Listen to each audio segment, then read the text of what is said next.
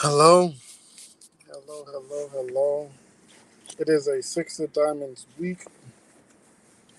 Hopefully, you all's week has been wonderful and excellent. Let me know if you can hear me. Let me put both my headphones in. So,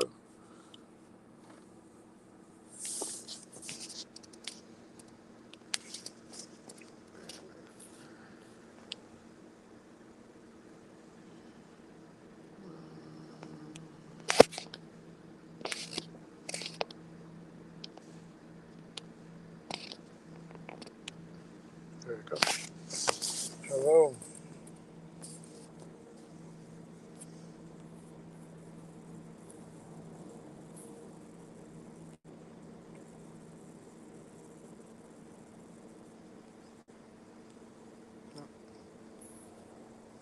See if I can put myself to the side.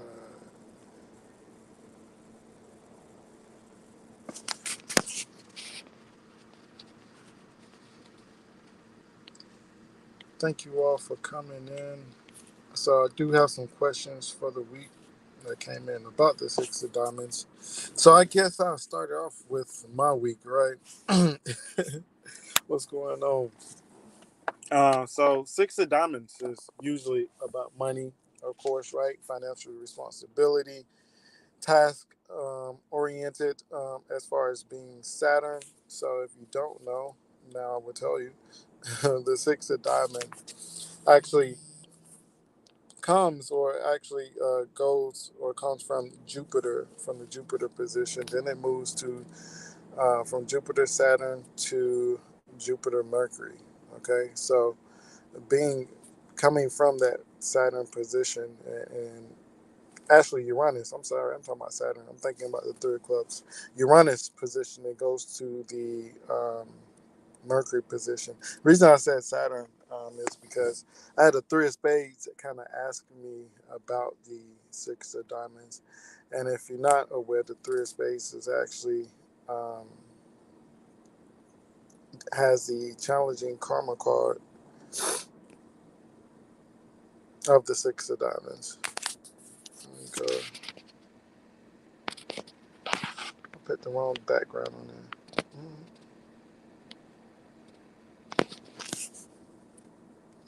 This is,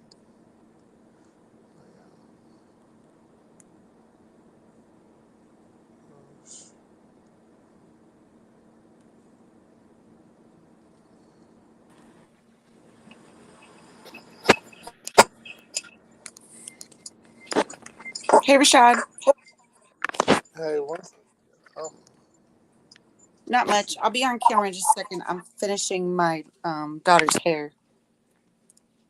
okay. But I am Uh, here. Oh, I'm like, why is my headphones connected? One second. Huh?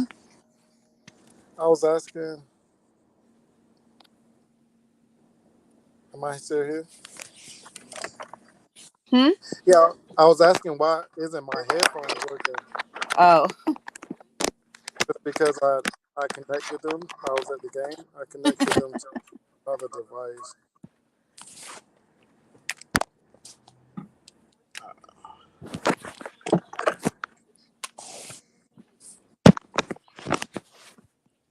What's is there a lot of feedback from me? Let me. I don't know if there's feedback. No, it doesn't sound like feedback. Okay, that's good.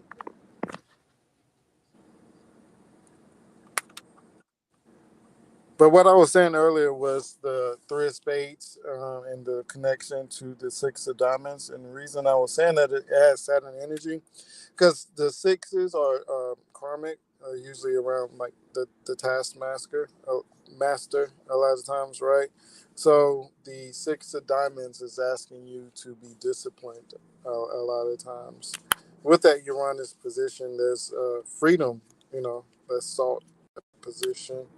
So to have freedom, you must be aware. You must have knowledge. You must know, right? And I always say that you have the knowledge of intuition and you have the knowledge of experience. Am I serious?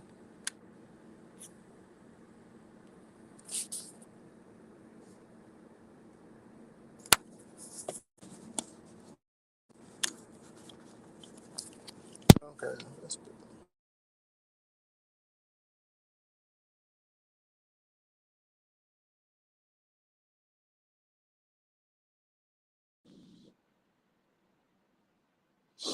Could y'all hear me? I'm in the comments now. Uh, can you hear Yeah, I me? hear you. I'm here. Okay. I was making sure they could hear me too. But yeah, so what I was saying was that it's the taskmaster, or it wants you to become disciplined a lot of times. And you have intuition, things that you may not think about, think or inherited knowledge, But what about the education, school, your mentors, your teachers, and that is between Uranus and that Saturn line. So, one of the coolest things that Raw Cool does live, I was watching his live, and he was telling somebody to go back to school, get the education. They're not, they're never too young. And one thing about the six of diamonds, three of spades is education is very important, especially for the three of spades, or any threes, because there is always, I won't say always, but usually doubt, fear, are some of the characteristics of that particular card. So to overcome that, I would recommend is school, or a mentor of some kind, you know, to kind of help out, to curb that fear, to curb the unknown, to curb the skepticism that may lie within that particular card as well. Um, Yes, I've said for quite some time that the threes are definitely energies that need some kind of,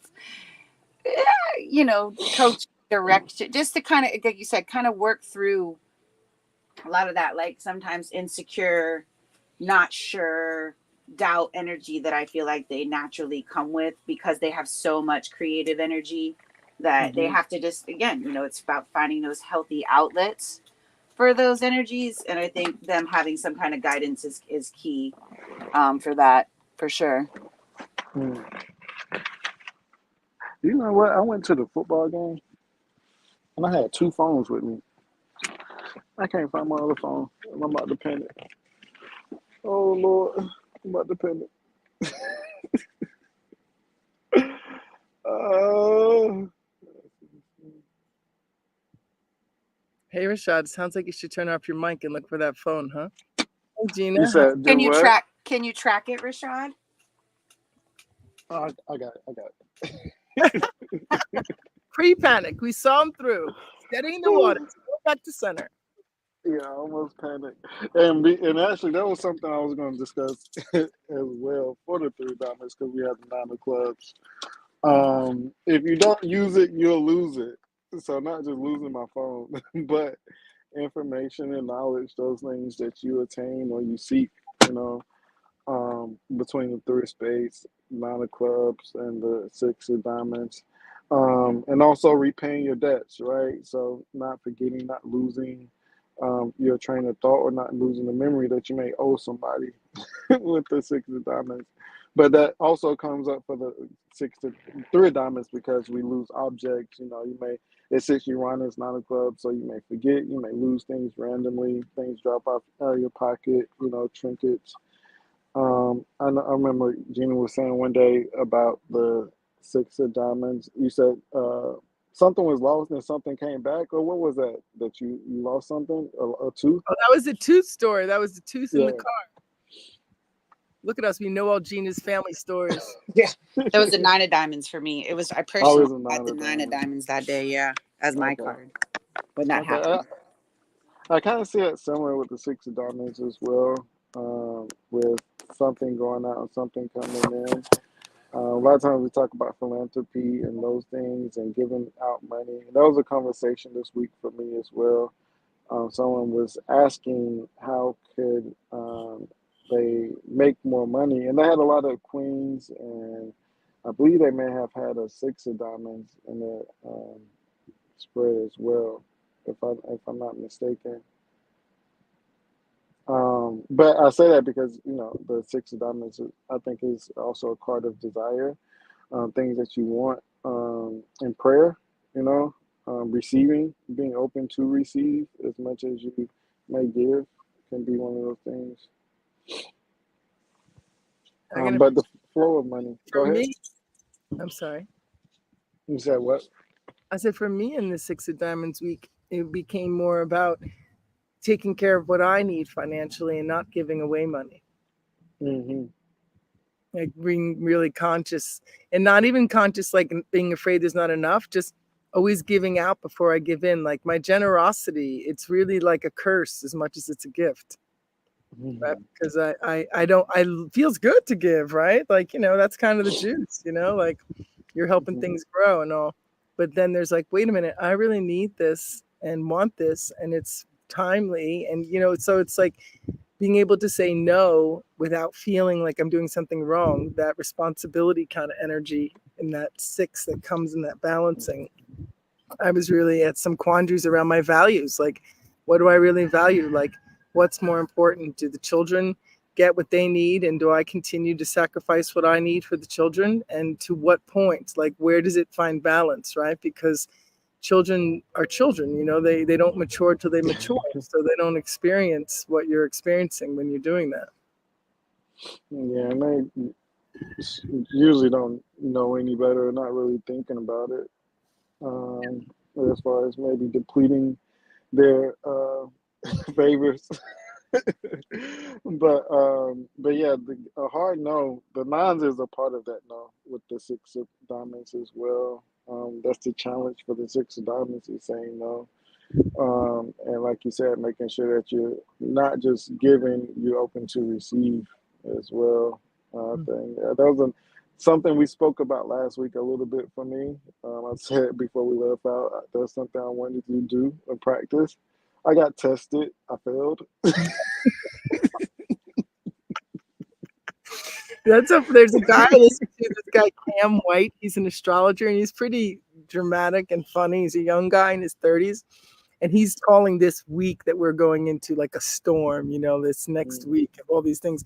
And he uses language like know the weather and pass the test, like, stand up, like go for the win, you know what I mean? And mhm, I hear you, like you do get these little tests. You're like, oh boy, if I would have done that, it all would have went that way. Why did I do this? That kind of stuff. mhm. Yeah, it wasn't too big, it wasn't like I landed out a huge amount of money, but it was just a small. But I did think about, I was like, I should have said no, but it was seemingly an emergency situation, and it's like, how do you tell family no? I think my approach is offering solutions while also saying that I just can't because of whatever situation. In the saying, when you got money, when you rich or at your most wealthiest, just say you broke, so nobody will know. Like I'm broke. I feel like black people do that. Not, I'm broke. That's what we always say. I'm broke. I ain't got it. No, I find that in my culture too. There's definitely like a way as soon as money comes into play, everyone's like, not me, not me, not me. Like I'm not the one. You know what I mean? Nobody really wants to go to their pocket right away. So yeah, it's Not to definitely throw y'all into the culture thing. My bad. That was I just was having flashbacks and reminiscing on my childhood and upbringing. no, and it's true. Like, how much do you be there for anybody, family or not? You know what I mean? Like, I think that's part of the shift in relationships. We can't deny that our relationships are somewhat built on a progression we've all been living in, and everyone kind of plays them out based on the scenarios. Like, oh no, we're not like the 50s, but what are we like? What are we becoming in relationships? And one of the factors often becomes like how much you give to the relationship, to the shared space, like how much you bring to it and how much you hold yourself clear and strong so you can trust yourself, right? Because as soon as you get too entangled in that giving space, I think clarity is a compromised energy at that time because the emotional entanglement starts to play with your mind. Yeah, you sometimes you don't gain clarity until after you pop, and you really It's so true. and you So true. My friends have always said like, "There's no more truthful Madeline than when she gets pissed off." Like what she says, like, and it because it's like nothing's stopping it. You're like you just boom, you know. Yeah, but then you are like, "Oh, that's what's up." To after everything's kind of done and cleared away, you know, Like a storm. just enough. Passes. Yeah. um, but yeah, I think as far as relationships these days, I hate the fact that social media, in some type of sense, is controlling or is seemingly controlling the narrative and the thought patterns that we have about the opposite sex. I do understand that there are social norms, there is culture, that is what culture is. I think that is the importance of culture and different things and principles and the reason that we're here, right? To create a culture of standards, morals, and values, that you have for yourself. I think that is important for everyone's culture. Everyone may have different standards or values and things they may do based upon their abilities, what they like, what they don't like, Mm-hmm. um, Mm-hmm. texture, hair patterns, all those things. I think is you can't really separate race and culture sometimes because those things is dials into how do you interact with certain people, how you take care of yourself, and all those things. As you can adopt a culture as well into your own. But what I'm trying to say, long story short, not to go into a whole culture dynamics, but Oh my, um, that's what's coming into newness, right? We are changing in a really significant way, and it's going to affect our culture and our understanding. mhm, Look at how in the Six of Diamonds week, the Ace of Hearts is the Saturn card, right? So to me, your Saturn card is your pull up. So it's like, are you in the frequency or vibration of love? Are you moving from love or fear or competition or comparison or trying to get to somewhere? Like, what's moving you? mhm, mhm. Yeah, the Ace of Hearts in Saturn for the Six of Diamonds is it's kind of said to be kind of a tough one. I think sometimes as far as relationships, maybe creating relationships, Mm-hmm. standards within relationships. There was some questions around relationships. The Six of Diamonds in itself has the Five of Hearts. That's Pluto. So that can look at divorce and breakups. And all of those things. So starting a relationship, um, what is restricting you? I think you mentioned something earlier about yeah.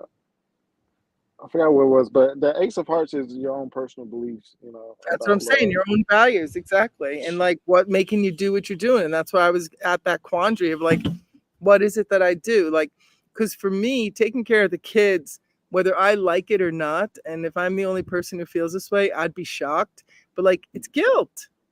Mm, It's like you want to give them everything, especially when you see the world like it is. Like, I had a tears in my heart really having compassion for what was it like to be 21 years old right now in this world trying to figure out what you're going to do next, or 30. So like, what's it like it's such a different game board, and some of the things that were like the possibilities that were the safe shots, there's not really even safe shots. There's like, you're famous or you're screwed. Do you know what I mean? Like, you got to make a ton of money, you got to get billions of dollars. Like, it's like Monopoly game gone viral, and it's like everybody has to be something to get their chips. So I just really feel like our values are more about being creative with who you are and where you are in your square. And that's the shared values that we bring here, because it's easy to get caught up in those storms, but that would be our job, is to not get caught up in the storms. Like, that would be the way we'd want to use our consciousness. Not to mm, say, yeah, I'm getting bounced around by everything that's happening and I've got a lot of stories to tell about why it's someone else's fault. Right. mm, But yeah, so I just think it's an interesting time for our cultures, all of our cultures. I think the shared values piece is going to be really loud, and I think that's what this week was about, is really activating conversations around why you do what you do, mostly with yourself, right? Because the six is always going to itself. So like, what's up with me? Why am I doing that? Yeah, and it's like your personal belief, your history, your karmic patterns, your thought processes, your experiences within love and relationships, and not carrying baggage. I think that was a big thing this week for me as well. I was talking with someone, and we were just talking about carrying baggage from one relationship to the next. Even with your family and your personal relationships, because that's where you first learn how to have a relationship. So your household and your personal environment. I had to think about why I can be so detached sometimes. And where did I learn that from, Mhm. and why I don't communicate certain things within relationships. So I had to go back to my childhood and really I want to say diagnose, but to really look at my parents' relationship. So for me, I grew up across the street from my original dad, my biological dad, but I never had well, I didn't go. I grew up just across the street from his grandmother. So for me, I always knew that that was my dad growing up. So it's like I always had a stepfather, but there still was that question in my heart: why aren't these people communicating with me? You know, like why would they just not?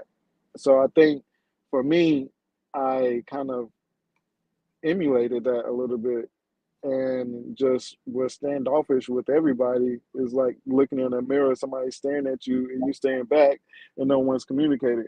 you know That's that uh, 6 of hearts, though. That makes a lot of sense, Rashad, right? Because you're taking in all the experiences and trying to make sense of it in a balanced way in your heart. And like, it sounds like it grooms some of that attachment, that disorganized attachment where you want to come close to something, but you're not really sure what's going on.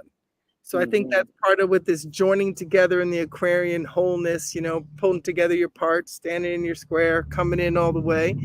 That's a big risk when thought patterns and personalities are growing from these ideas that, well, this is this way, but this one's this way, and I don't know what's right, what's wrong, and how about this? Like even kids and their families, when the parents are so different and they're singing it so different and guiding them so different, that's hard. Like mhm, it's hard to want to connect to anything when you're like that because it's confusing to know what's true and not true. I think that's the whole thing. We have to join in mhm, for some things that we believe in, like that we can bring to whatever we start to share, because it's so easy to be in that confusion or scorecard kind of game of like, what's going on? yeah, and not really understanding. And even moving from environment to an environment or family to family, like underprivileged or displaced children, like you said, growing up in those environments, we have to understand like these are the people that we come out into the community with and create relationships with, right? And not knowing their history or what's going on or what's taking place. So another thing with the Six of Diamonds is it's not having sympathy, like you said, compassion for someone because you don't know what what their patterns are. We have this idea like of the perfect guy or the perfect person. Like I was watching something earlier this week, and he was like, "You don't know if that guy, if he grew up with a dad that opened up the door for his mom, Mhm. that took his mom on random dates, that courted her out, or that was I wouldn't say that was loving and hugging and Yeah, it came in the story of intimate in some love. type of Like, way. Yeah, yeah, it was made in love. Like they made love and a baby came. Do you know what I right, mean? right. Really loved each other, even though there might be narratives or ways that it showed up and everybody got triggered and went where they went and did what they did. There was love. I often say that about my own parents. Like it was its own story, but boy, did those two love each other. But I know I was born in love. Yeah, They loved so much each other that they tortured each other. Like that's one of the weird things that we do as people. But I also yeah. think when you're a quiet kid, like you just like I know you were, like you're watching observations so much. And I think sometimes we say so much without words, like we kind of like show indifference without words. And sometimes people internalize that indifference as, well, what do you mean? Like if I'm here and you're here, why are we acting like you're not here? hmm Right, right. Yeah. Like you don't see me. Well, I Hello, guess we just I look not like gonna say. you. Yeah, I guess we just not gonna say anything, right? Yeah, Yeah, so weird. but yeah, that's the. I think that's it. Saturn, Ace of Hearts. Just for me this week was a reflection around love patterns, and I think everyone should. I never understood, when they say, talk to your inner child, and I knew that before then, but I just reassessed it this. But my first time hearing that, I didn't understand it, and I really didn't get it until months later, until I had the conversation about my relationships and about my distrust, in certain with certain things and certain relationships, because no one is perfect. I think the we all was born here without any type of guide, right? With no blueprint, no plan. Our parents, the ones before them. So I think that's the biggest thing is giving grace and giving other people grace, even giving your parents grace, because they really had no idea what was kind of taking place either. They was just stuck into and the momentary love, the Ace of Hearts, the honeymoon. I think the Ace of Hearts, I'm gonna call it the honeymoon love, right? When you first meet and you first get to know each other, and it's love at first sight, and you can possibly make a baby. Didn't plan on it, but it can. Makes sense. Makes Just sense. the gravitation of love. But I think that's Ace of Hearts, the newness, just falling in love and not knowing, not understanding. But the experience is what creates that understanding and the growth. And unfortunately, a lot of times we don't grow in love, or we don't stay in the situations. And because emotions change, feelings change. One thing about the Six of Diamonds, I know a lot of people here like, we thought we were talking about the Six of Diamonds, but with the Six of Diamonds, as you can see, it has an Ace of Hearts, Saturn, what we're speaking about, which has the Three of Hearts, with that support six, which is indecision, right? Youth, young love, learning, right? Threes, we were just talking about earlier, learning, trying to grow. And then also the Six of Diamonds has the Five of Hearts, which a lot of times is divorce, a change and emotions, passion, maybe even location, and may get ghosts and go to a whole another place. You can find Six of Diamonds, may get uh, dis located sometimes, or have to move or go through housing issues. It's displaced. That's why they're looking for displaced at sometimes with the Five of Hearts as well. I always associate the Five of Hearts with real estate, because you got to look at its Uranus card as well. So those emotions change as we grow. And like I said, we have to have compassion and sympathy, because a lot of our parents may have met in that honeymoon stage, and that Yeah. Five of Hearts hit, and feelings change. Yeah, one of the corny songs, or one of the gifted wise songs that came through my sweetheart, is that all's forgiven. Everybody start living, and we all did our part in the story of the heart. Like in this Hmm. coming back alive and not letting the dark side inform our thoughts and our interactions, everybody had a part in the story of the heart. So only when all's forgiven will we truly be living, because otherwise we'll just repeat the patterns. And I think most of us are getting smart enough to realize that's not a good idea. And also, and I think th- a lot of times we do let go and let God. Well, we have to understand that some things are just out of our control. Yeah, It's and it's a that's it's why a higher power. these meeting makers are so powerful, because they bring in these understandings that allow us to see it from a bigger way. So some of the personalizing gets softened, and the mirrors just Hmm. become the classroom that they are. And Hmm. I have to go because I have to take a call, but I want to make sure, Rashad, that we're doing a back to school series on the family card table on those Friday nights. And I know you go into the schools too. So maybe one of the shows you could come in and talk about the students and what it is that we can talk about going back to school, if you're open to that. But Yeah. otherwise, I appreciate the conversation. I always like how we can go so deep when we're both in those spaces. So I appreciate the good reflection, Rashad. Yeah, no problem. Cool, cool, cool. Yeah, I'll try to hop on. I'm making more money now. So, well, I'm making more money because I'm going back to working at the school again. But so I want to relax a day or two out the week. So, yeah, just let me know what time it is, or you can let us all know now. What Yeah, time yeah. are y'all on Yeah, it's, Friday? it's every Friday at 5. This guest, we have a friend of Donna's coming, a teacher coming for this particular episode.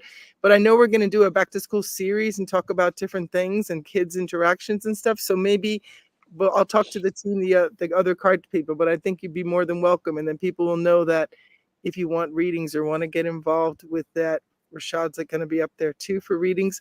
And there's a whole package system there about how you kind of learn about yourself as a seed growing into an adult with more maturity. So, I'm just glad things are growing, and I appreciate being able to pop in and talk about the Six of Diamonds. Hmm. No problem, no problem. I appreciate you joining. So I'll speak with you later. All right. Bye, Rashad. Bye, Gina. Bye. I don't know if Gina's still here with us. I'm here. Like I said, I just finished braiding my daughter's hair. Oh, okay. Tomorrow's back to school, so I had to Hey. been doing her hair for the last 3 hours. 3 hours? That's Yes, crazy. she got a lot of hair.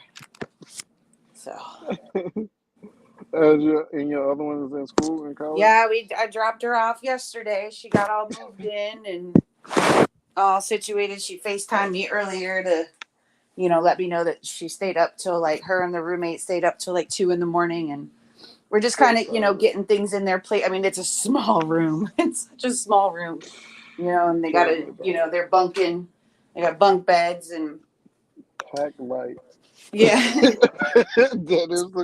that is the thing about college. Pack light. You man, wanna t-shirts, like black t-shirts, white t-shirts. That's all. Like, I wouldn't even try to go outrageous. I regret shopping sometime in college. A lot of times I really did. I just kept it simple. Um, I I worked in the summer sometimes. Sometimes it's another thing. But yeah, that was the time. I had the time of my life though. I don't regret it. And you said she's at don't tell me, because we actually played the school. What is the name? Not Gardner Webb. The orange and green. That's their colors, right? orange and Um, purple. orange and purple. Gosh, I forgot. What's her name? Edward Oh, Waters. Edward Waters. Oh yeah, we used to play them the first game of the season every Oh year wow. during for football. So, oh my God, that was the hottest game of my career.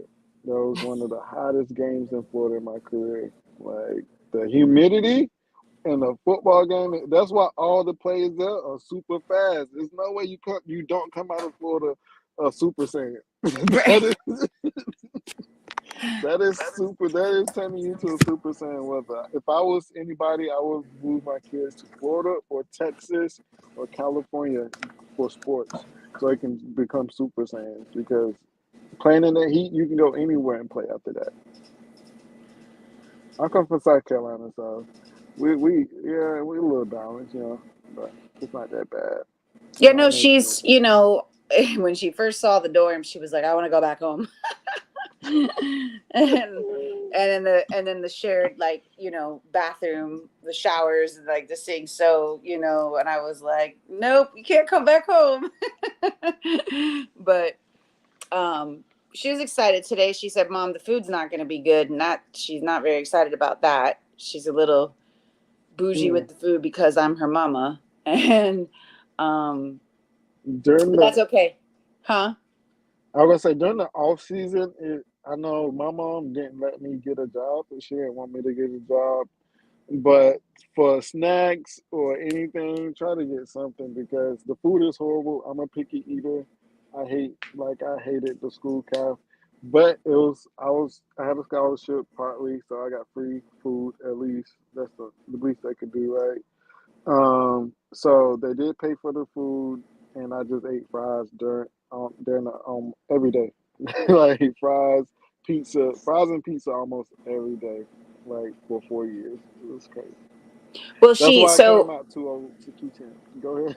no, her roommate is from Jamaica and her aunt lives in Jacksonville. So Oh, okay. she was like, she asked my daughter, do you like Jamaican food? She's like, yeah. Shoo. And so she's like, great. So she was FaceTiming today. She said her aunt's bringing us Jamaican food for dinner. I'm so excited. So I like that. And it's funny. I found out the roommate's birthday because I needed to know her card. And she's a six of clubs, and the six of clubs transforms into the ace of spades. So that's what Okay. they got. So I was like, oh, that's good. And I think Jetta will get along with her. They seem very, like kind of on that same level. Um, That's dope. That's yeah, dope. so I like her. I like her aunt, and I like that her aunt lives there and could get to her if need be. And like we went and got her, like my daughter's father got them like a nice like mini fridge and freezer, and then the aunt bought a microwave. So like, we can always go and get them different things. Like at least this way with Jada having a fridge, she can keep her fruit. She's a big fruit eater.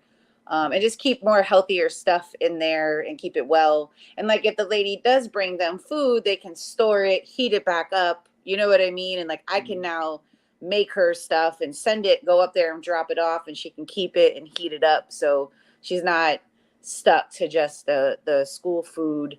Um, but yeah, and it's crazy that this all played out in a Six of Diamonds week.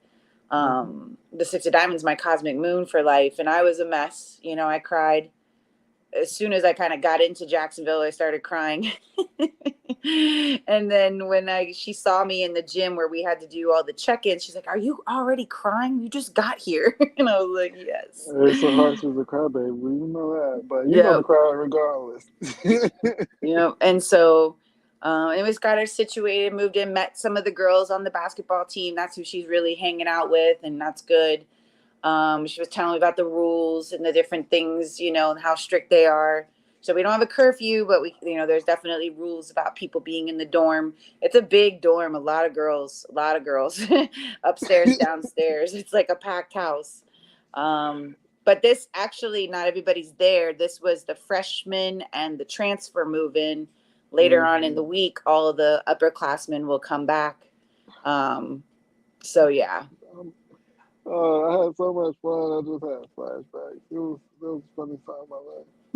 yeah. Yeah, I And remember I'm excited. I'm freshman really year. excited for her. I think, I may not be like it's gonna take me some time to kind of get used to this.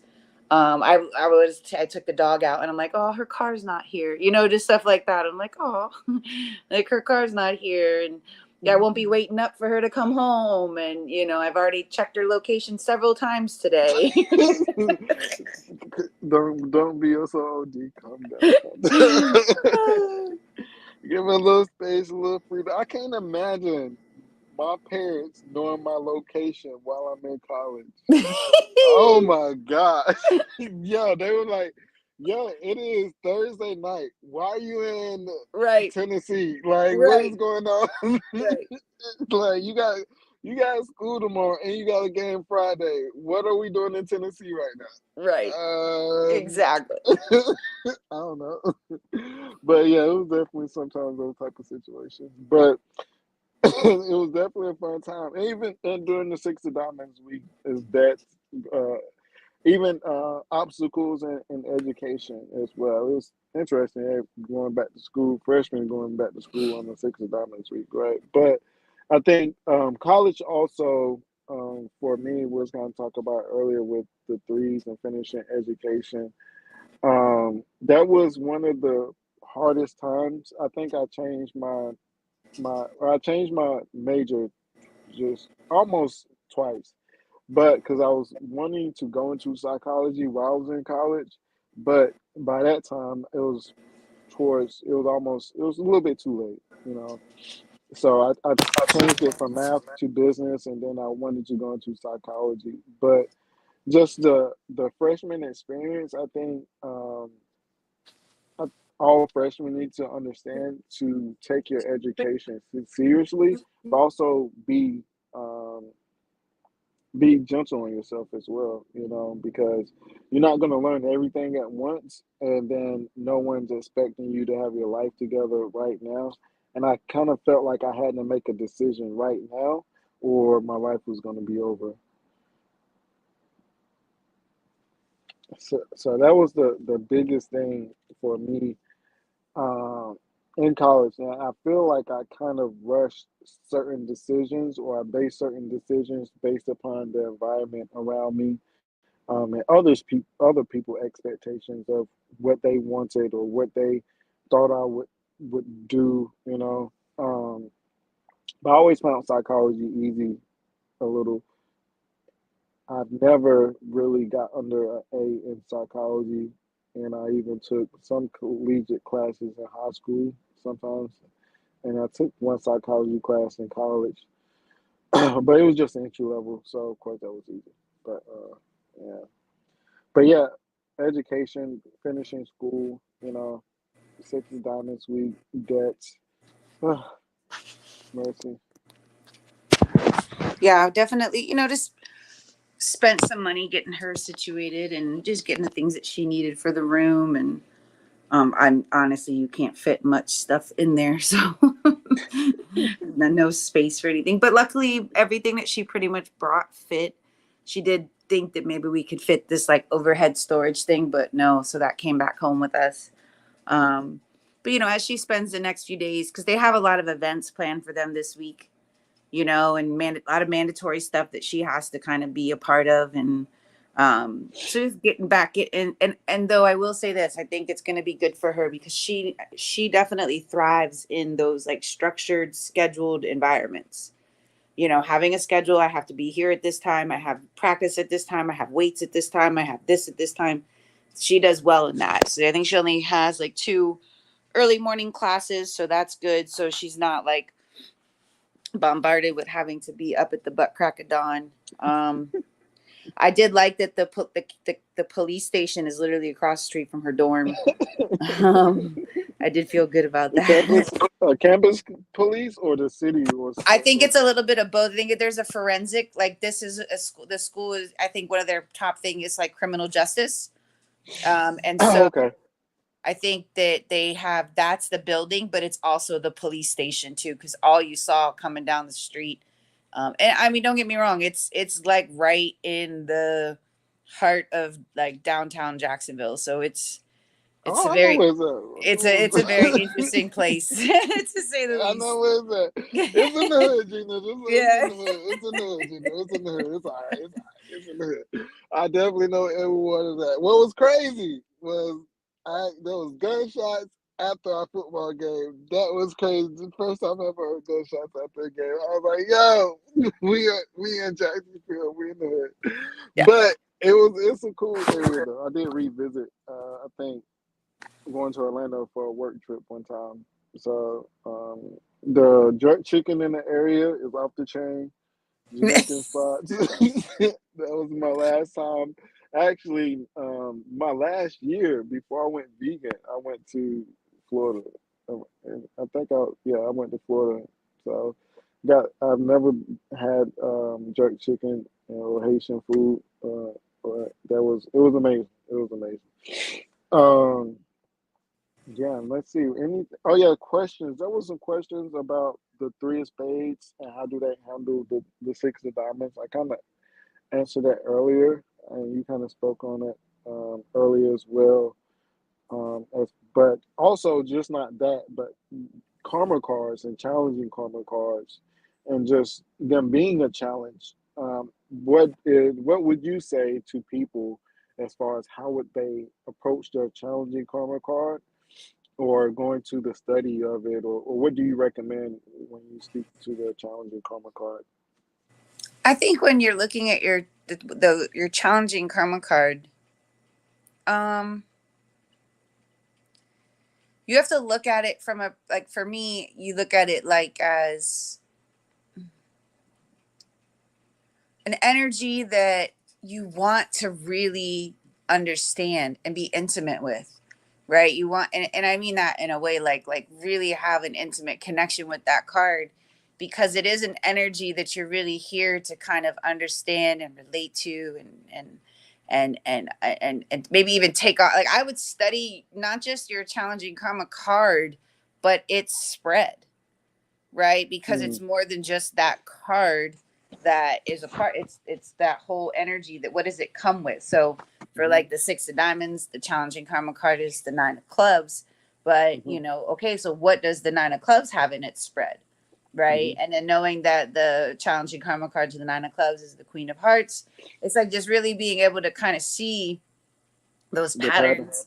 And I would look at the whole spread. What does the nine of clubs transform into? The ten of hearts, so that's part of the six of diamonds spread. It's the Venus card. so relationships, right? And being able to kind of really go it all in them. And I think with that nine of clubs being the challenging karma card to the six of diamonds, they really, because they can be an energy that gets a little stuck, or maybe take longer to move. It's they have to really be able to really release things and not be attached to things and let go, to grow, to have more. You have to really be not attached, right? And it's interesting too, because you guys were talking about the Saturn card and the Ace of Hearts. And so you have that nine and that ace, right? And so knowing that when I let go of things, that usually new things come, but they may come with more, feeling like restrictions or heaviness. But really, that Ace of Hearts too and Saturn is really about looking at your. I feel like for the sixes, a lot of times, like I talk about how they start at the top and go back down and into themselves. You got to love yourself. That Ace of Hearts or any ace that's in Saturn is really about putting that finger back within to you, and like, what is it that you love to do? What is it, or are you in love with yourself? Like, do you love yourself? Do you do things that bring you joy? Do you do things that bring you, pleasure?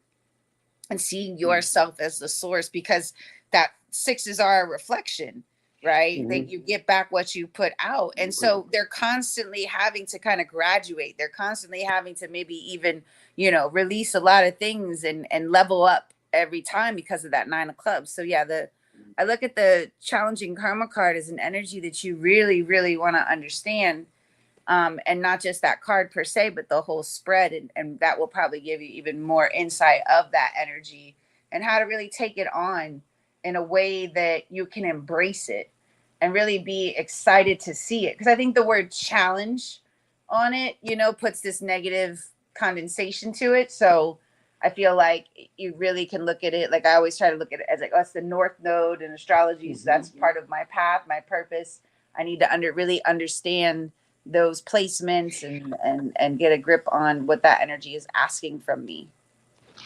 Mm-hmm. Yeah, I was just thinking about the North Node and South Node dynamics earlier today, and yesterday with the cards as well, and looking at it from the light spread, pure spread, and when you go into your North Node, is the ego, is the things that you want, you desire to have or attain, but maybe not know how, or maybe not even having the fullest understanding, or going into it semi blind without complete understanding.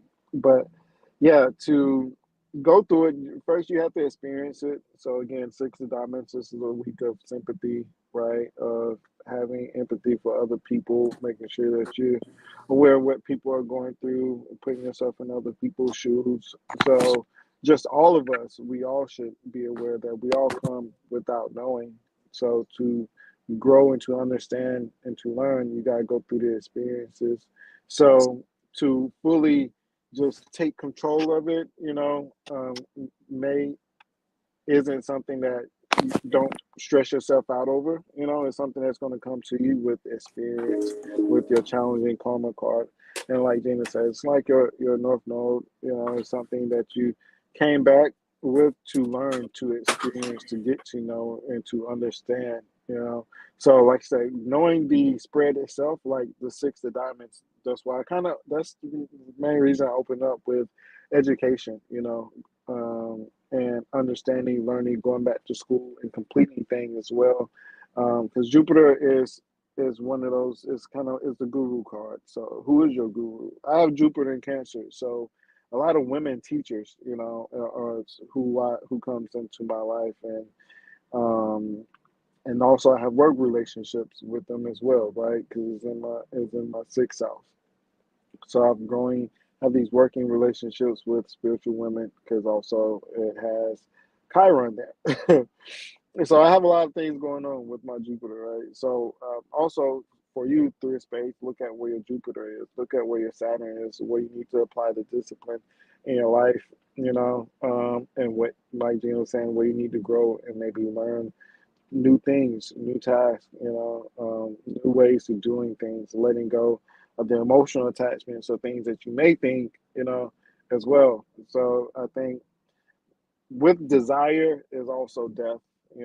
Either we are granted the things we want, or we're disappointed. So with desire, there's also comes death and disappointment sometimes with those things. Um, Let me see.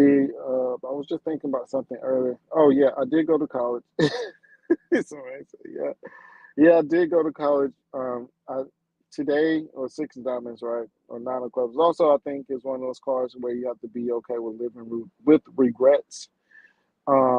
And looking at the past, looking into the past. I think when you look into the past, you have to let things go sometimes. That's all this other, like Jen was saying, the Nine of Clubs and the Queen of Hearts and those things, letting things go emotionally. But looking into the past, right? I think I wanted to go into psychology when I was in college. So that's one of those things, right? So now I want to come back and complete that. You're never too old to complete or go back to school or to gain a mentor, to have somebody come in. The whole mentor thing since 2020 has kind of been, it's like pee in a pool. Like like it's not, doesn't feel good right now. But in essence, it is something I think that we all need, especially in that we have missed. Especially, like I said, I want to make it a race thing, but in the African American community, there's been, I think, a lot of disconnection. One of my mentors was telling me, once you go off to school, you leave to another town, you leave to another city, come back and help the people that you left. Give them the information. Each one teach one is the only way that we can all grow and understand what's taking place. You know, Even our emotional experiences of how to learn and how to grow emotionally. The experiences of other people can kind of help us through that as well. So yeah, I do plan on going to psychology right now. With children, as far as through the special education. But I want to go into psychology for my own practice. Uh, but That's one that's of the my 69. favorite things to study. That was my major when I went to college a long time ago.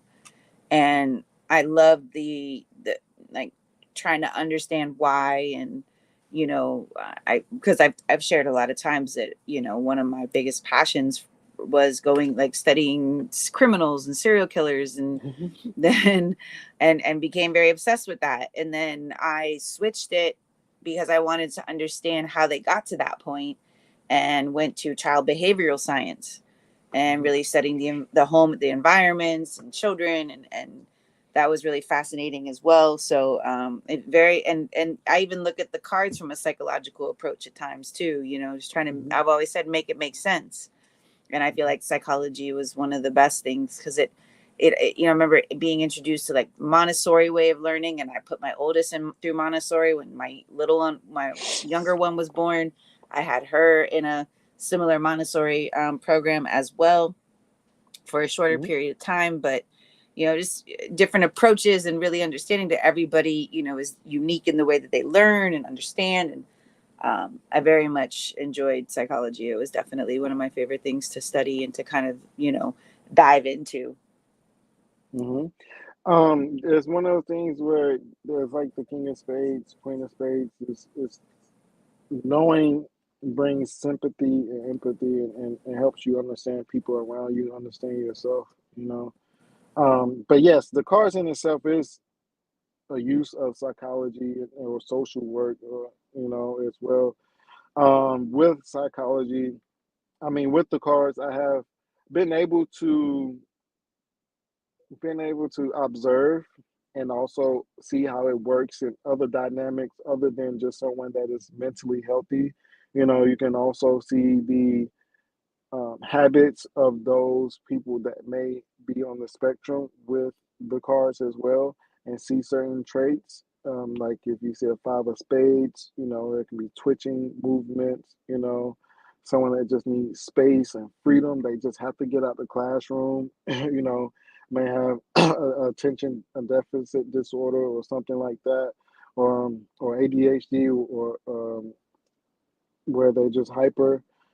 So in certain instances, as far as the cards, um, that's one of my goals, is to kind of correlate the use of the cards and the characteristics of people that may be on the spectrum, and also kids within the classroom, and see how that kind of correlates. So that is kind of like a case study, right? Without being credited as a case study for my own self within the use of the cards. So for each of my, so I was a behavior interventionist or behavior specialist over the past 2 to 3 years. So I had specific cases where I would work with children, and I was able to observe, on a day-to-day basis, the cards. I'm not gonna say I checked the cards every day, because sometimes there was just real life stuff going on. So, and they just needed help, or I needed help, so I didn't check it every day. And I actually like doing the one-on-one right now. I'm in the substitute position, which is a teacher program for special education.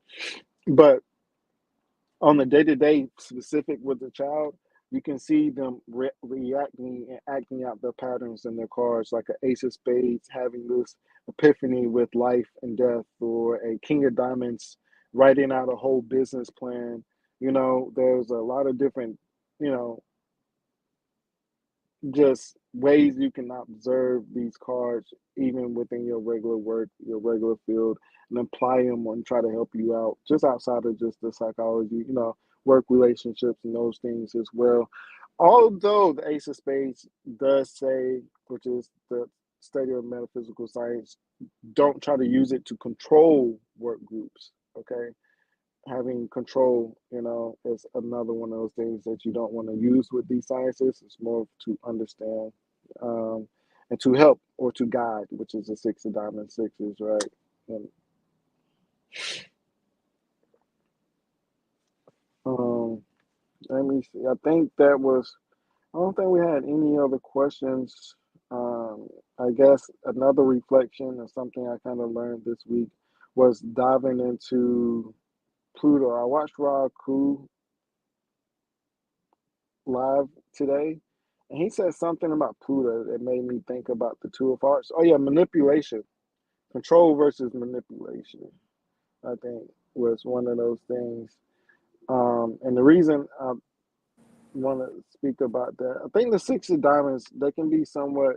They can have a Rico Suave type of feeling as well. They can kind of be slick with words, very well spoken, and relationships can be kind of tough, so they can take that into being promiscuous in some type of ways as well, you know. And sometimes I want to get away from someone. That word promiscuous just seems so bad, doesn't it? I don't know. Well, and I mean, their Venus card is the Ten of Hearts, so there's this essence of like being, I mean, center of attention. I think maybe they're not promiscuous per se, but they can definitely garner a lot of attention. What they do with it now is is kind of on the table, right? But them having like they have a heart in Venus and a heart in Pluto. Hello, Mm, I right, mean right. that right there can tell you a lot. Right, and then Ten of Hearts said that, like you said, getting or gaining a lot of attention. I think it can be somewhat easy or seemingly easy for them as well. But like you said, it's how they handled that attention. Um, but the Five of Hearts and Ace of Hearts can also push that, just them being or having more than one relationship, or going from relationship to another. Because they That's don't why. love, they have to love, they have to with that Ace of Hearts and Saturn. Like again, go back to, instead of trying to please the crowd, please the audience, please the masses with the Ten of Hearts and Venus and a Five of Hearts and Pluto, you please your damn self. You know what I mean? And I mean that in a way of like doing things that you love to do, not trying to be on a stage or perform for other people, performing for yourself per se, and really showing up for yourself and doing the things. And that may be more challenging because they have that, because of the Ace of Hearts being in Saturn. No, not just, or not being selfish in love as well, Yeah. or not just pleasing yourself on a pleasurable level. But Right. which can make you be seemingly selfish or wanting to be the center of attention in certain ways because you want that love, and not to say they don't get it, because actually six of diamonds, it can be one of those things where they shouldn't be playing victim. They have a seven of hearts above king of hearts, seven of hearts, but not to play victim. But they have a four of spades, and Mercury, and I hate to say like, oh, their childhood is perfect, they were okay, because no, I think with the four of spades, there can be a disconnect maybe because one parent may work a lot. There can be maybe some imbalances in the home or separation, but the protection, could possibly be there. They may not have the perfect home, maybe imbalances, but there could be protection in the home. But that four in the Mercury should be for early late ages and stages in life for them, offer some type of protection spiritually, either their mother, grandmother, some paternal or elder should come to their aid. But hopefully, again, that's not taken advantage of, because, like I said, the Ace of Hearts and that Five of Hearts, that could lead to being upset, brokenhearted, or something, or being hurt, by family, possibly as well, like your family hurting you, or being scarred in some type of way. Mm-hmm. Um, Yeah. Yeah, they also have the nine of hearts. Not even forget the nine of hearts. They got ace of hearts in Saturn, six of five hearts in Pluto, and then the nine of hearts The in the moon, moon. the cosmic moon. Yeah. So that's when you look at where those hearts are placed, Venus, Saturn, Pluto, and the cosmic moon, and it's a lot of emotions. It's a lot Hmm. of emotional energy in very, in interesting placements too. So I think when they follow their heart, and they stay consistent with things, um, that's key. They can really, I think they love something and they're passionate about something. Hmm. They can make it incredibly Fulfillment. amazing. You know what I mean? Um, Hmm. but they also, again, I Hmm. think, and I mean, look, their whole spread basically sits all in Jupiter for the most part. So, um, Hmm. but then a good part of their spread also kind of sits in Saturn too. So there is that essence of, having it all, but also there's a sense of that responsibility too. And that's a big part of those sixes, is taking that responsibility. And it's interesting because I know this week coming up we have one of the first squares between Jupiter and Saturn, I believe, on the Hmm. Queen of Clubs day. Uh, so there's a big energy coming, and it'll be 3 times that it'll do this dance all the way up until June next year.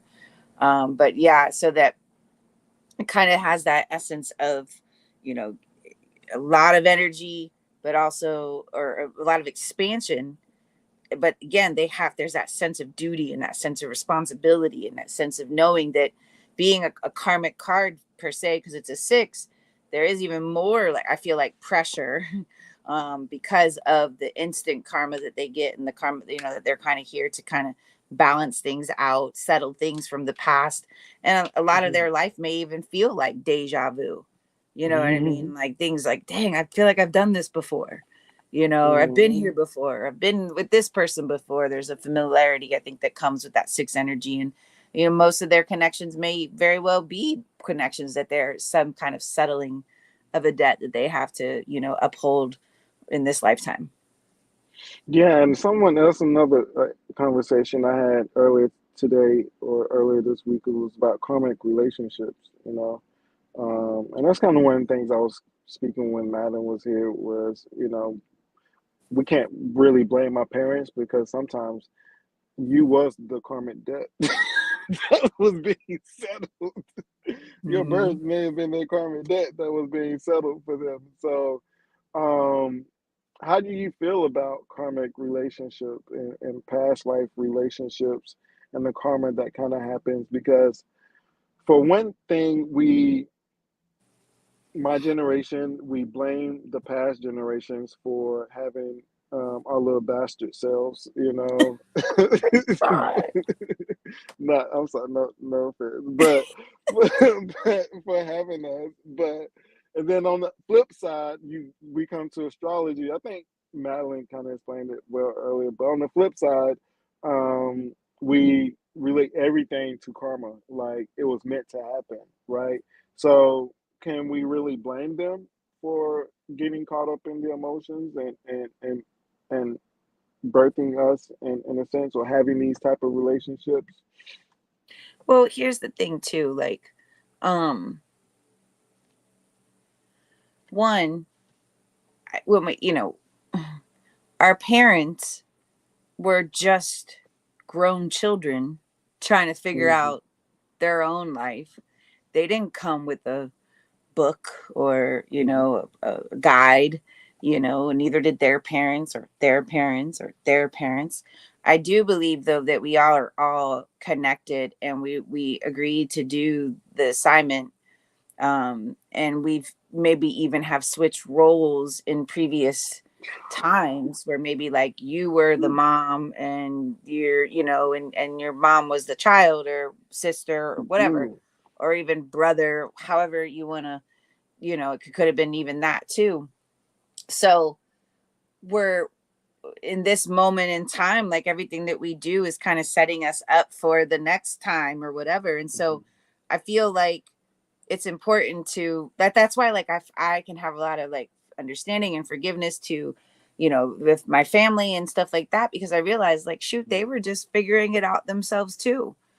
Mm-hmm. I didn't come with a book, a manual on how to deal with me, or vice versa. And so, and I think though, it does, once you do kind of like become an adult and you start to have children, there is this sense of duty and responsibility, like, okay, I can't make excuses. I need to kind of do what I'm supposed to do to honor this gift, this blessing, if you will, of being able to raise it. And I think some people don't take that seriously, and that's something that they'll have to kind of eventually work through or Mm-hmm. work out. And maybe it won't be in this lifetime. Maybe they'll come back in another Mm-hmm. time and space to have to kind of retry that again. Completed. Um, yeah, but I do think that I think we travel together with people, because again, like and then like, let's say you meet someone and you've never felt like we've done this before, or like I've known Love at you, first like sight. there's this, right? Yeah, I like just I I've met this sensed. lady. Yeah, Mhm. no, go ahead. I was at, and I was gonna say I was. That's been I was kind of posted about that. Outside of relationship, finance, looking at the past and those things. But I met this lady at the Whole Foods this week, and I'm not a person that really says too much, to be honest. Like most of the relationships I ever been in has been like I worked with you and I knew you, or I knew you from somebody else. But I just had to tell her like I love your makeup, like you look beautiful. Um, and she was like, "Do I know you from somewhere?"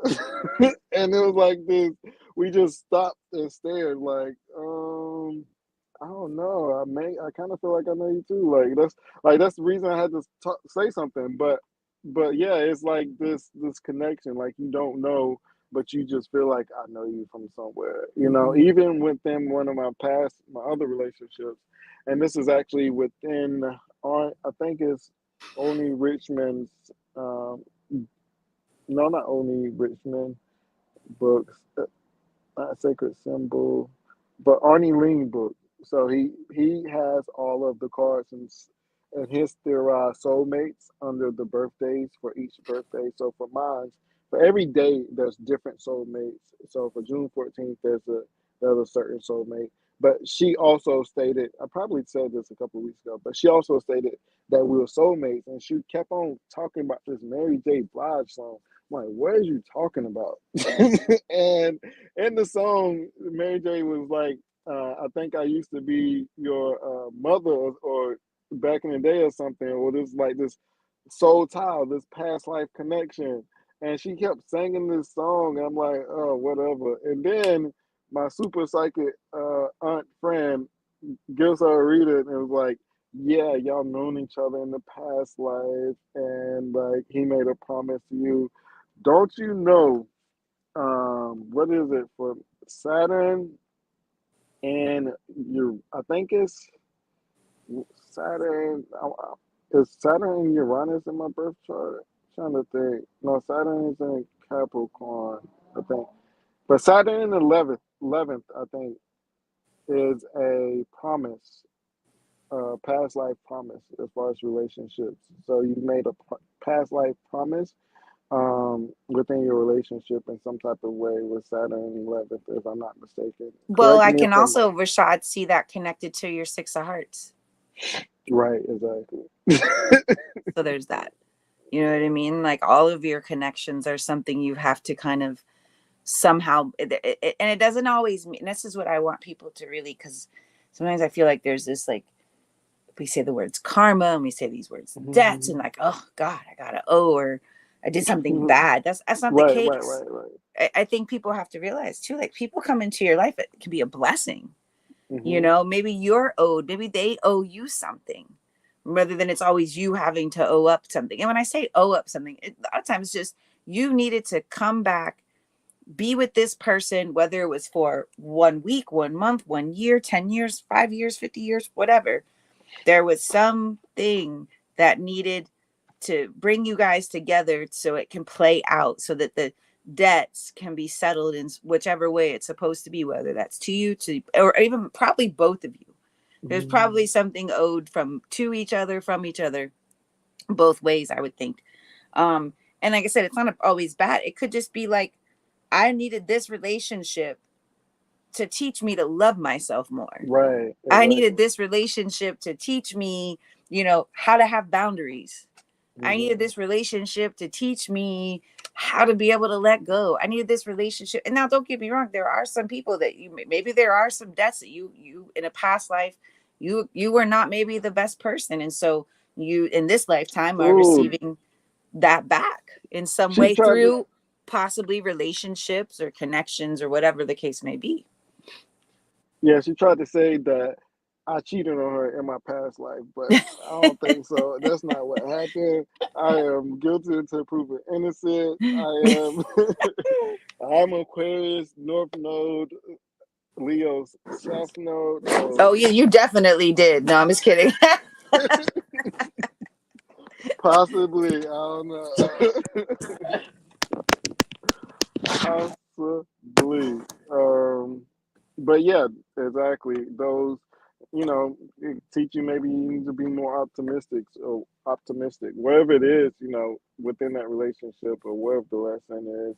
Hey, you may not realize it until later on, until after the relationship, you go back and like, you know, and you really think back about what was it or why didn't it work. A lot of times doing something wrong is actually the best way to learn.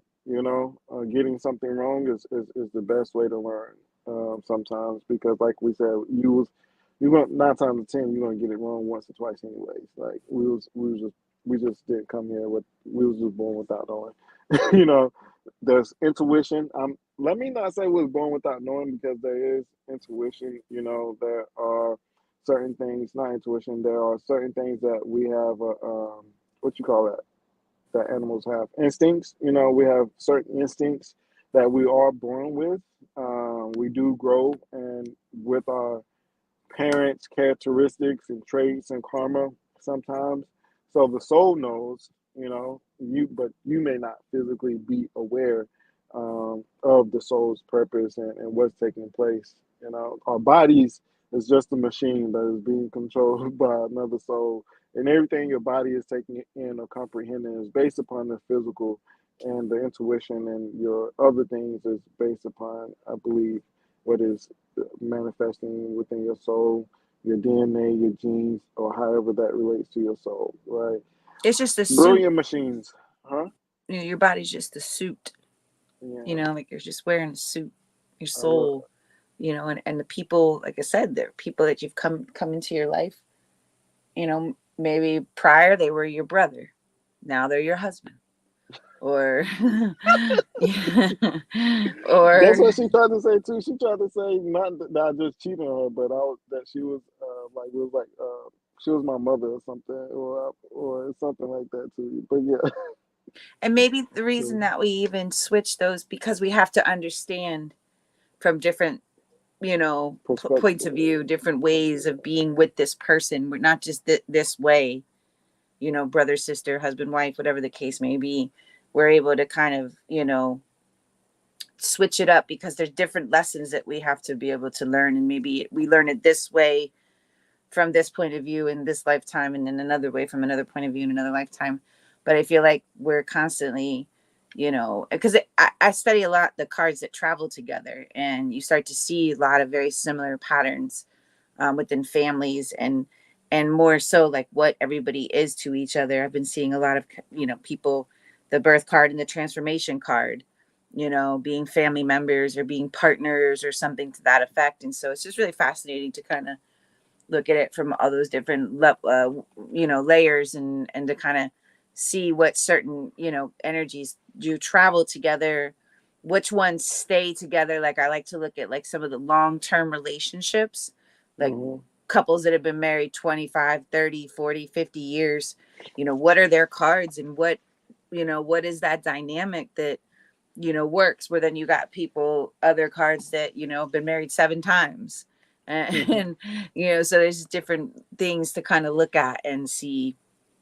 Maybe that person who's been married a bunch of times is here to really learn boundaries, or learn how to develop better connections, where maybe they run, when things get tough, their thing is to run or to leave, and maybe they're here to learn to stick things through, or to commit to something. So I just think that we all have different, and the relationships that we have are big teachers to us. They're a big part. They're really here to deliver our karma, if you will, through the things that we learn when we're in these relationships. And I don't just mean personal, like family relationships, friendships, children's, all of it.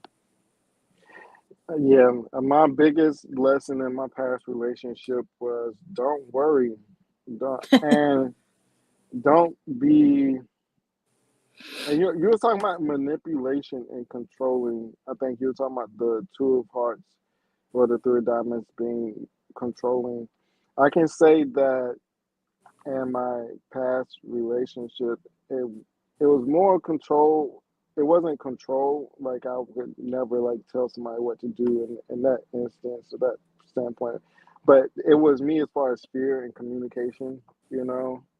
I needed clear and concise communication, and when I didn't get that, um, it just made me worry a lot.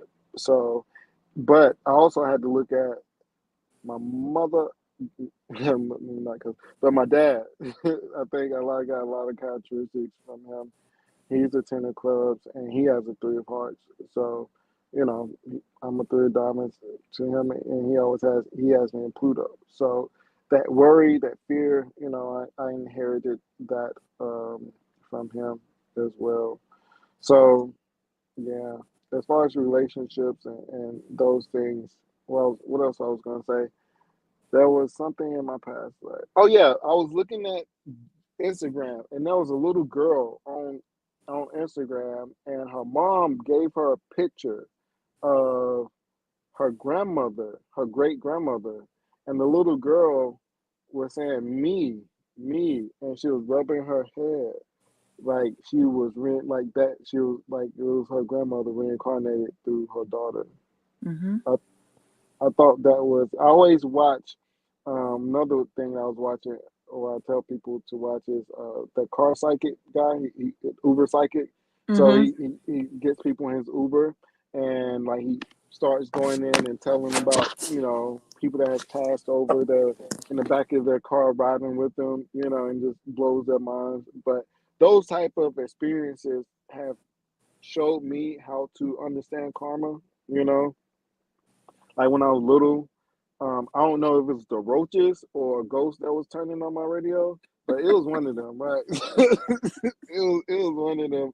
So that was one of my first paranormal normal activities, or it could have been the roaches that was there. I don't know, but but The roaches could either have been ghosts. I'm just right, saying. uh, right. We don't know. We don't know. It's still a mystery. But that was one of the first times that I had experiences with ghosts and those things when I was younger. Things used to turn on randomly in my house. So if you've never been through those experiences, it's kind of hard to understand, or you never heard other people. It's kind of hard to understand or think about past life and karma and people coming back through the souls of other people to teach you certain lessons. But your ancestors, I don't think that people really leave this prison that we in, prison, whatever it is, this prism that we're on Earth. I think that is Saturn. That is the thing that's holding us here. Is the gravitational pull on Earth, and people can't escape. They say so. I don't know how far it goes. There's another Baba who through Phoenix Soul on Instagram. I'm calling her out because I've seen him through her, but he does afterlife projections for your soul and speaking to where you should travel to after you die, because you do supposed to travel to certain places or do certain things after you die as well. And there will also possibly be family members there to meet you or greet you as well. Just like if you never had those experiences, you can. Or my aunt, she's a medium. My aunt's best friend, I call her my aunt, but she's like my adopted aunt. She's a medium, so she and her daughter is a medium. Her son astro projects at night, like he walk. So they're a gifted little family. But she's the first person that kind of introduced me that. So she's like my family practitioner. I think every family should have someone that they can go to have those type of experiences, because then you understand karma and you start to understand purpose. And I started to trust myself and the things that I was doing. Josephine speaks. I believe she's a medium. She did speak to my grandmother, and she was saying that they were really aggressive on trying to get me to listen. I'm pretty sure they are, because before anything bad happens, I usually know there's an intuition. And the thing about intuition, it stops you in your feet. That's another thing, intuition and the thought process, because six of diamonds sits Mercury, Jupiter. So I think the intuition and the thought process and those conversations really important as well, because I the only thing I would say I don't know if I can agree with Raul watching his live earlier was he was saying that it's not your ancestors, anyone talking to you. I do believe that your ancestors do speak to you, through thought process or wherever it may be, voice, or just anything. Or I I, think they I can, don't know if they can give you the intuition. Go ahead. well, they show up through signs, animals, symbols, rainbows. You know what I mean? Like, I feel like that they're always around and you can easily connect with them if you're open, and feel like they probably are always with you. Mm-hmm. It's just, are you open to receive the messages that they're giving? People will talk about, how, like, did you see think I saw it on social media, obviously, Yeah. a woman's dad maybe passed before she got married, and there was something with a butterfly. I don't remember if it was her dad, but I think it was her dad. Mm-hmm. But anyways, so she released butterflies I'm trying to get it at right. the wedding ceremony, but they literally never flew away. They all were on her dress, and they stayed there like almost the whole rest of the, like, it was just wild. Oh wow. So she, to me, that was the person that wasn't there in flesh, but showed up in that spiritual sense. And those messages and those symbols are very, to me, very strong for people who have passed on, that to me, I look at them as like my guides, my angels, and I'm always talking because I can use them.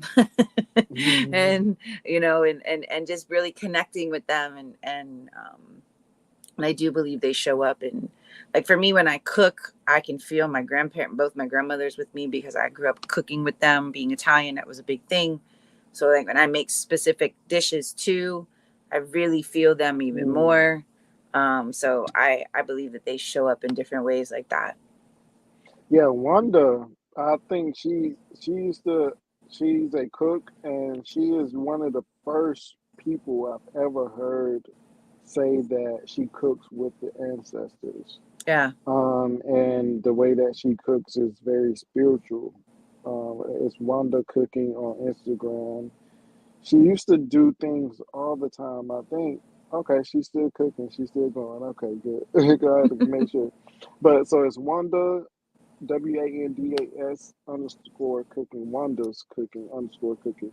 So she cooks with the ancestors, and she gets feelings, intuition, and those things. Those are the things, um, that you can explain. And I do think your ancestors, like you said, speaks to you in different forms and different mediums, and also they're here to help you in your journey through work, life, career. I always, man, the cards is, and one reason that I've been so attached to the cards is that I feel like sometimes they speak to me, and I feel like there is a karmic connection, and I don't know if it's an elder or somebody in my family, because I do know my grandmother told me about an uncle who used to carry cards around.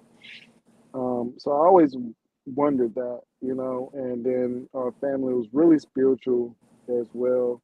Like as far as the belief system, as far as speaking things into existence and manifestation, I think everyone, even if you're Christian, you're somewhat, I mean, you're spiritual. So not to just say just they're metaphysically spiritual, but they were spiritual in a sense, right? So I do think there's some type of connection, because when you get a reading, or when I think about certain things as far as the cards, or I do a reading, I always say I'm gonna end up in your spread, right? And that usually happens, right? So I think there's a karmic connection, to these cards somehow to me, right? And I do ask, or I do talk to my ancestors to, give me guidance, to help me understand, give me confirmation in what I'm doing, and making sure that it is meant for me and it is right for me, right? And I'm not just wasting my time. Even if it wasn't, it has helped me, so it would never waste my time, even if I'm not supposed to be doing this, right? Because the information as far as just understanding myself and learning my particular patterns, and it's still a process. And, manifestation, keeping a positive attitude, not being fearful of the Two of Hearts and Pluto. Those are all things that over the past 2 years I've had to learn, even knowing the cards, of how fearful I am within relationship. Am I really emotionally manipulative or controlling, when I'm fearful of something within my relationship, and really having to look at that mirror and understand, that curiosity killed the cat, in certain instances with my Two of Hearts, Ace of Clubs. Um, so yeah, it is a journey within the cards and understanding karma. And that's what the card is supposed to help you do. It's to understand this pattern and the connections that you have with people, your personal family, your relationships, and understand those patterns. So, but yeah, I need to go. And we've been on about hour 30. So was there anything else that you? Oh yeah. Let me, before we go, I do want to. The Queen of Clubs asked about the Six of Diamonds, and what do they have going on. Um, we don't never really look at the yearly and look at people, places, and see what they have going on. I always say look at them personally, but also I guess we can look at it before we dip out. I mean, which spread is the United States on? Oh, the year plate 68. 68. Also, we were talking about past life and those deja vu, karma. This week, as far as the Six of Diamonds, what you've seen, there's probably a lot of talk about the past, the Great Depression, the past financial patterns that has happened, the last time that a stock market has fallen, comparisons from the past stock market failures, because we've seen a dip and a lot of changes within the Five of Diamonds week, and going into the Six of Diamonds week. There's reflections, and talking about the karma and future patterns that can possibly happen, and maybe a depression, or that we are in a silent depression, or not depression, but Recession. recession. Yeah, we're in a silent recession at the moment. So all of those are kind of keywords for the Six of Diamonds coming into this week. There was some nostalgic moments, people going back in time as well. Like I said, the lady on the Instagram and her child reminiscing, and also DC Young Fly was going back in time a little bit as well. So Six of Diamonds is a nostalgic card. It can be an old soul, an old man, right? So we said which said 68 or 69? Yeah, the 68. United States is on plate 68 for the year. I don't know the weekly. I don't pay attention too much. Okay. They were saying that Six of Diamonds is talkative and I wouldn't say aggressive. The only reason I'm saying aggressive because they have the King of Hearts, the Ascending Mars, Mercury, so it may be a little talkative, somewhat aggressive or straight to the point. They're already short tempered, though. It can maybe because of impatience as well. Nine of clubs. We're talking about emotions, letting, not being upset, letting things go, not harping over disappointment can make Well, you I short mean, you tempered. definitely can see them get unhinged. They have a five of hearts and Pluto. Yeah. So you can definitely see the six of diamonds can spiral. I think because Mm, of the five of hearts and Pluto, they can definitely spiral. Um, and I think, and it's interesting them being a six, right, which is a more steady, slower, not like more resistant to change, but have a five in Pluto. So it's like don't resist the change. And I think too, and I talk about it all the time, like when the sixes show up, I tell people, I tell clients all the time, pay attention to what's showing up, pay attention to what's leaving, be very like just be aware of what is happening because it really is just a reflection of what you have put out. And if you don't like what's showing up, change it. But it starts from within, and them having that five of hearts and Pluto, they have to be able to adapt and pivot. I feel like this energy can get stuck in a rut, and so a five in Pluto is really their biggest transformation is to free themselves from that monotonous, from that rut, from that same old energy. But again, at the same time, Pluto can be intense and powerful and death and rebirth, and so they're constantly to evolve.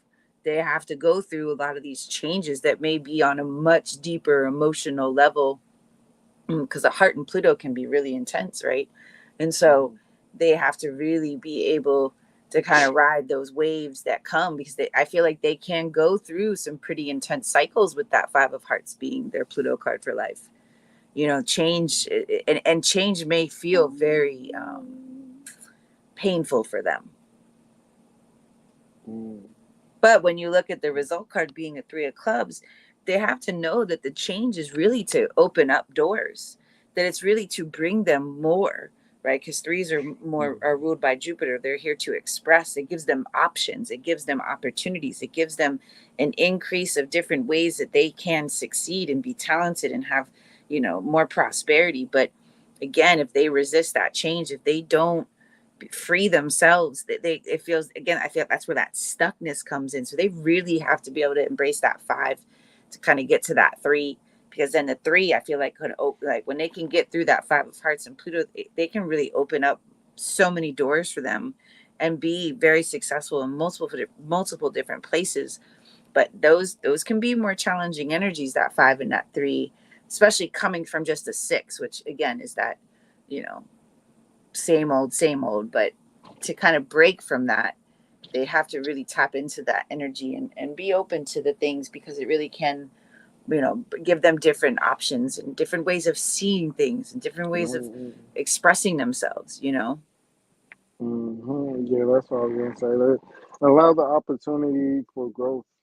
Yeah. Allowing other things to come in. Allowing change can add to your arsenal of wherever it may be, your skill set or whatever you're doing. You know, to change the people, environment, seeing your emotional attachments to what you have. But this year especially.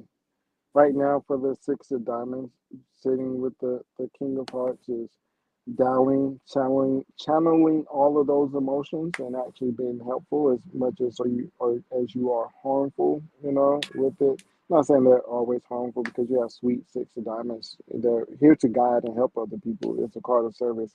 All sixes, like I said, that's why my sixth house, I have Cancer, Jupiter, and Chiron. That's why I'm here servicing people with spiritual information, right? So same thing with the six of diamonds, using those emotions, opening up and allowing those emotions to help you guide other people, make connections and travel, meet people, and to gain empathy for other people, go through the experiences of the emotion, go through the roller coaster, and see where it takes you. Because on the other side, you're gonna learn, how can you help other people go through their emotional roller coasters. Maybe channel it in a form of an expression, like Gina said. Because a lot of them can talk. It's another complaint that a Queen of Clubs had about y'all. Said y'all talk a lot. All right, I didn't say it. Queen of Diamonds, Queen of Clubs said that. But I don't know how they talking because they got some motor mouths. They can be motor mouths too. So we're gonna let them, we'll get that off though. We're gonna let them get that off. um, but yeah, your mental attitude, around love and the things that happen is most important. Especially with displacing the King of Hearts, is your mental attitude around people. Is going to be see how you channel those emotions. Is going to be helpful or harmful. So another thing I think with the let me see if there's anything else. I just looked went off of it. So it's at 58. Which one was it? 68. 68. You sure? I just told you the 60. wrong thing then. 68. Maybe not. No, all right, okay. Oh yeah, okay. They have the Ten of Clubs and Mercury, Queen of Clubs, Three of Hearts, Five of Hearts. So trust, is the biggest thing, and trusting their intuition. And if you know, speak. Queen of Clubs, Ten of Clubs. If you know, speak. And you can be trusted either teaching or you can be trusted with someone else's information, possibly. Queen of Clubs know everybody information somehow. They know everybody business. That was kind of all I had for today. Enjoyed the session. Was there anything you have coming up? Any announcements? This Saturday coming up, I'm doing my first of 2 webinars for the month of August. This one, it will be on the transformation card and how do we transform. And then my second webinar is on the 31st, which is the cosmic moon card and our emotions. Both will be on Zoom at 12:30 p.m. Eastern time. It'll be recorded. DM me on Instagram if you want more information. You can do one or both. But yeah, this Saturday coming up will be on our transformation card. And I look at the transformation card maybe differently than most. And I like to go really deep into it. I like to look for it in the natal chart as well. So, and I've definitely have looked at a lot and I can see the correlation. And so it's a really good way to have a better understanding of the transformation that we're here to do, and how we heal and how we move forward and how we really embrace that energy. And then the other one is on the cosmic moon and our emotions. We'll probably be looking at your moon placement in your natal chart as well, because I think that gives so much more texture too. And then how we can compare the card that you have there and its placement. So they're going to be really dope. I'm excited for these 2 webinars. I don't feel like we talk about the cosmic moon a lot. So I think it'll be really exciting to kind of dive into that and our emotions and the mother energy and the feminine energy. So that'll be the last Saturday in August. So reach out on Instagram, Guided by the Cards, so you can get your seat at the webinar because it'll be really interactive. I really go into your individual placement I feel like people learn better that way when we really look at your placement, your card, your, you know, aspects. So it'll be fun. Mm. One thing you said that is love. I think my next question when we so what is next week? The Seven of Diamonds. Okay, Yep. so is love an emotion or action? Hmm. Is love a emotion or a action? Hmm. Is love an emotion or a action? I think we can tie it and see how that works out with the Seven of Diamonds. They have the Nine of Hearts. They sit Venus, Venus. The hit sits Saturn. You know, so I think that'd be a good question. Also for the Six of Diamonds sitting in the King of Hearts, I think. But we'll talk about that next week. But the reason I kind of brought that up, you were talking about um, the transformation card and the way that you see it through astrology. So Rob Koo was talking a lot of things astrology wise. And I was going to jump on his live because a lot of things he spoke correlates with the life spread, and I don't think people understand how much this life spread is the astrological concepts that we're learning and that we're and it's it shows that those concepts are law, right? So it's like if astrology is the concept, I think the cards makes it law in some type of instances. I know it may not make sense to y'all, but makes sense to me. But because it's written, and you can see it, it's like Saturn, it's written, you can see it. I think when we think of astrology, a lot of it is somewhat unwritten, unstructured. It's like no standard mapped out thing that you can see from one end to another when you look at it, except for a whole bunch of random books that we don't know that can be theorized in a certain way. But this puts it in a point where it's structured, organized, and it's made it law and consistent. You can see it. Not saying astrology isn't, but it just makes it law. But you know, because it's Well, and written. that's what, Yeah, physical. me and Vante were doing the Astro deck. And I can't wait for us to pick that back up again, because that was some of the most phenomenal work. Because that's what we really did, was we took your natal chart and your life spread, and we were able to put them together. And just like you were saying, like, you can't physically see a Mars conjunct Jupiter, but if you Mm-hmm. have this card, you can, because now you have a card, now Yeah. you have an energy, you're like, oh, I can see that and how that Mm-hmm. is. Or like when I look at my own placements, I have Mercury in Leo, Venus in Leo. I have nine of clubs, nine of spades. It's big ass Leo energy. Big. I'm over dramatic. I'm over the top. Talk with my hand. I'm very Extreme. I can be very Theatrical. theatrical. So that's the not, you know what I mean? So I love, that's why, like, I really enjoyed working with him. Is we're very much similar about make it make sense, break it down to where it's digestible. Because I've spoke so many times about how when I first I really wanted to understand astrology, but I found it very complex and very hard to grasp and see. But when I got into the cards, it simplifies it, and it gives you a visual for me. And then I can put them together. And when we were doing that series of the Astro deck, like, it was probably some of my favorite work. We did a whole like 16-week course on it, and we had clients in those courses, and we literally picked apart every placement, aspects. I mean, it was so dope. And that made the chart and the spread just come more to life. You know what I mean? Because you can take this aspect that you have specifically and be like, oh, that's the five of spades.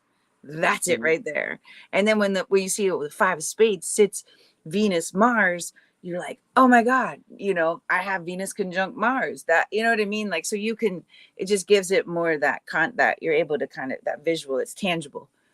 So yeah, I love doing that. That was some of my favorite work. And him and I talked about it a couple of days ago about picking that back up. So I really look forward to kind of doing more in that space, because when you put those two together, and you pick apart and you can put them together. It's beautiful. It's like just your mind just goes because you can Makes sense. really, really like it makes you grasp it even more. For me, I think so. It's dope. Yeah, it does. I was just speaking with someone else earlier this week.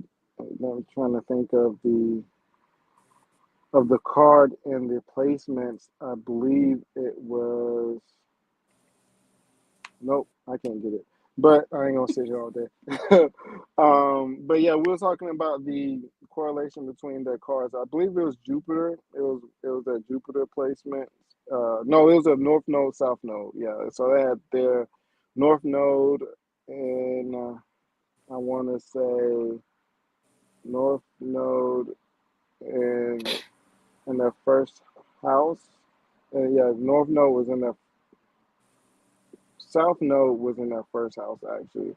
Yeah, the South Node was in their at their rising on their rising. So so it brought back their spiritual concept, what they came to do spiritually, their relationships, and all those dynamics, right? When you're North Node or your Rahu or K2 is in your first or your seventh, it's talking about relationships, your spiritual purpose. Maybe you coming back to do this or to do this again, right? We were talking about karma, right? So looking at all of those concepts, and so I'm trying to think about which card she was, though. I believe she may have been either a six or a nine. And nine of clubs, actually, nine of clubs. So, see, she came back to do spiritual teaching, to understand mind, body, and spirit, the mind, how it works, and all those dynamics, right? So you can kind of see how the the K2 in the first house relates to the nine of clubs, as far as being a guru or a teacher in some type of way, or guiding or helping other people, or just gaining that understanding of the physical, what it means. So, the nine of clubs, the reason is the card of understanding because the king of spades transforms into the nine of clubs, which is mastery, understanding. Yeah. So, yeah, it fits like a glove. I think the best analogy or that I heard was the glove comparison of astrology and cardology. They just go hand in glove. And, Mm-hmm. it's complementing. So, all right, and we're going to keep you all here all night. So next week is the seven of diamonds. I look at it as is love. What is love? So that's why I kind of asked about love. Is an emotion or action because you have seven of diamonds, and it's Venus. It's Venus, and then it goes to Saturn, right? So, what does it want you to do? What is the task that we're supposed to be doing? Is it? And it has the Jack of Hearts as his Venus card. Hmm. So there is a ultimate something you gotta do around love, right? Mm-hmm. I think they um, have to, they can get their relationship energy can be really interesting with that card. shoot. But you Mm-hmm. talked about promiscuity, meaning promiscuous. Mm-hmm. But we'll get into that next week with the seven diamonds. Seven diamonds week, and I know we have a lot of astrological stuff happening. Actually, that's what the beauty of it is too, is when you can see what is happening astrologically, and then you're like, oh, well, it's this week, so that you can see how that plays out. I believe Jupiter squares Saturn, or Saturn squares Jupiter, one of the two is happening this week on, I think it's the Queen of Clubs day. It's one of the first of the three squares that it has. So and it's in a seven of diamonds week. And I seen another astrologer break down the weekly energy coming up, and it lined up with that millionaire's card, and dealing with faith or fear. And so, and that's kind of what I talk about all the time with the seven of diamonds, is like, you have to have that internal belief system. You have to have that internal wealth mindset. You have to have an abundant mindset. You have to, and even when you're, financially, right, if things aren't going the way that you planned or thought, like, can you still keep a positive mindset and a positive frequency through adversity, through challenges? That's key for that energy, right? You're gonna, money will go out, but money will also come back in, as long as you're not trying to control it. That's where that 7 and 9 come into play. You have to It's teaching you to not be attached. It's teaching you to appreciate. It's teaching you to be grateful. It's teaching you to, one, to realize that you really only have the now. And right now, in this moment, do you have faith? Do you believe that everything is working, for your highest good, that you are exactly where you're supposed to be, and be grateful for it? You know what I mean? And when you pay your bills, or when you have financial things that come up, have a lot of gratitude in that space. I'm grateful I can pay my bills. I'm grateful I have the money for this. I'm grateful that I can do these things. And I remember I told that one story about how I had to travel for my daughter's basketball game, and I had this huge panic attack about all the money it was going to cost me. And then I really had to sit in my car at the gas pump for what felt like, 10 minutes, but it was just me really kind of bringing myself down to the now, and just be like, you know what? I'm grateful I have the money to get the gas to get us to where I need to be.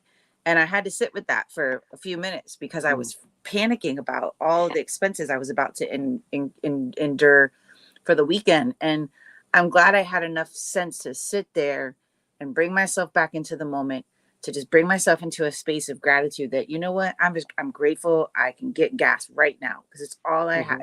It's what I need right now.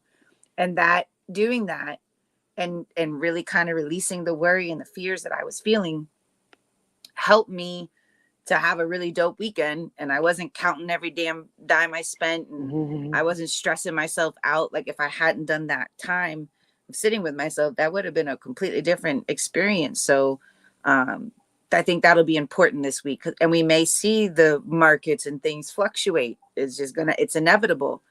But in that time, bring yourself into the now, and bring yourself into that moment, and really practice that appreciation and that gratitude. You'll change the energy. You'll alchemize that fear into faith easily.